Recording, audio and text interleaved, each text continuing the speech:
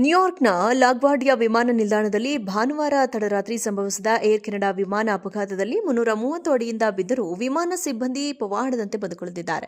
ವಿಮಾನದಿಂದ 330 ಅಡಿ ದೂರಕ್ಕೆ ಎಸೆಯಲ್ಪಟ್ಟರು, ಆದರೆ ಅವರು ತಮ್ಮ ಜಂಪ್ ಸೀಟ್ನಲ್ಲಿ ಸಿಲುಕಿಕೊಂಡಿದ್ದರು ಎಂದು ವರದಿಯಾಗಿದೆ.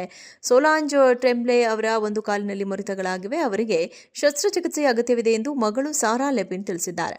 ಅವರು ಕೆಳಗೆ ಬಿದ್ದಾಗಲೂ ಇನ್ನೂ ಅವರು ಸೀಟಿಗೆ ಕಟ್ಟಿಹಾಕಿದ ಸ್ಥಿತಿಯಲ್ಲೇ ಇದ್ದರು. ಇದೆಲ್ಲ ಹೇಗೆ ನಡೆಯುತ್ತೆ ಎಂಬುದನ್ನು ನಾನು ಇನ್ನೂ ಅರ್ಥ ಮಾಡಿಕೊಳ್ಳಲು ಪ್ರಯತ್ನಿಸುತ್ತಿದ್ದೇನೆ ಎಂದು ಲೆಪಿನ್ ಹೇಳಿದ್ದಾರೆ.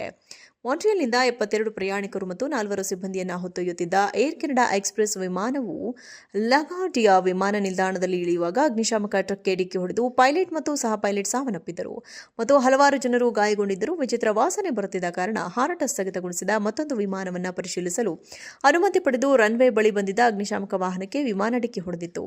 ಪ್ರಯಾಣಿಕರೊಬ್ಬರು ಜೆಟ್ ವಿಮಾನ ಇಳಿಯುವಾಗ ಪಕ್ಷುಬದ್ಧತೆಯನ್ನು ಅನುಭವಿಸಿದರು. ನಂತರ ಅದು ಬಲವಾಗಿ ಬ್ರೇಕ್ ಹಾಕಿತು ಮತ್ತು ದೊಡ್ಡ ಸ್ಫೋಟ ಕೇಳಿಸಿತು ಎಂದು ಹೇಳಿದರು.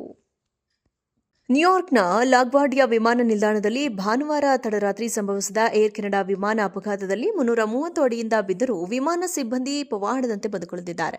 ವಿಮಾನದಿಂದ 330 ಅಡಿ ದೂರಕ್ಕೆ ಎಸೆಯಲ್ಪಟ್ಟರು, ಆದರೆ ಅವರು ತಮ್ಮ ಜಂಪ್ ಸೀಟ್ನಲ್ಲಿ ಸಿಲುಕಿಕೊಂಡಿದ್ದರು ಎಂದು ವರದಿಯಾಗಿದೆ. ಸೋಲಾಂಜ್ ಟ್ರೆಂಬ್ಲೆ ಅವರ ಒಂದು ಕಾಲಿನಲ್ಲಿ ಮುರಿತಗಳಾಗಿವೆ. ಅವರಿಗೆ ಶಸ್ತ್ರಚಿಕಿತ್ಸೆಯ ಅಗತ್ಯವಿದೆ ಎಂದು ಮಗಳು ಸಾರಾ ಲೆಪಿನ್ ತಿಳಿಸಿದ್ದಾರೆ.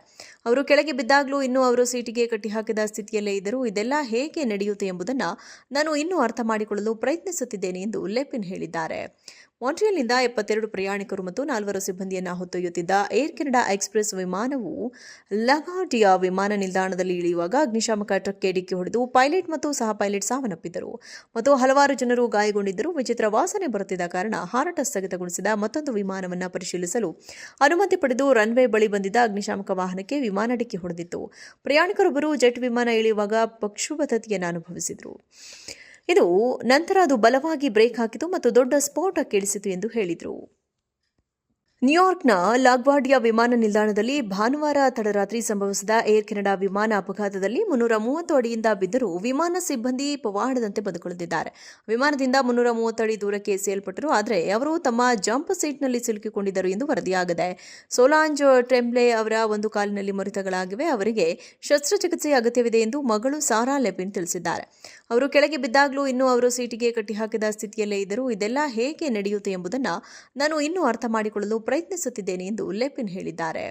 ಮಾಂಟ್ರಿಯಲ್ನಿಂದ 72 ಪ್ರಯಾಣಿಕರು ಮತ್ತು 4 ಸಿಬ್ಬಂದಿಯನ್ನು ಹೊತ್ತೊಯ್ಯುತ್ತಿದ್ದ ಏರ್ ಕೆನಡಾ ಎಕ್ಸ್‌ಪ್ರೆಸ್ ವಿಮಾನವು ಲಾಗ್ವಾರ್ಡಿಯಾ ವಿಮಾನ ನಿಲ್ದಾಣದಲ್ಲಿ ಇಳಿಯುವಾಗ ಅಗ್ನಿಶಾಮಕ ಟ್ರಕ್ಗೆ ಡಿಕ್ಕಿ ಹೊಡೆದು ಪೈಲಟ್ ಮತ್ತು ಸಹ ಪೈಲಟ್ ಸಾವನ್ನಪ್ಪಿದ್ದರು ಮತ್ತು ಹಲವಾರು ಜನರು ಗಾಯಗೊಂಡಿದ್ದರು. ವಿಚಿತ್ರ ವಾಸನೆ ಬರುತ್ತಿದ್ದ ಕಾರಣ ಹಾರಾಟ ಸ್ಥಗಿತಗೊಳಿಸಿದ ಮತ್ತೊಂದು ವಿಮಾನವನ್ನು ಪರಿಶೀಲಿಸಲು ಅನುಮತಿ ಪಡೆದು ರನ್ವೇ ಬಳಿ ಬಂದಿದ್ದ ಅಗ್ನಿಶಾಮಕ ವಾಹನಕ್ಕೆ ವಿಮಾನ ಡಿಕ್ಕಿ ಹೊಡೆದಿತ್ತು.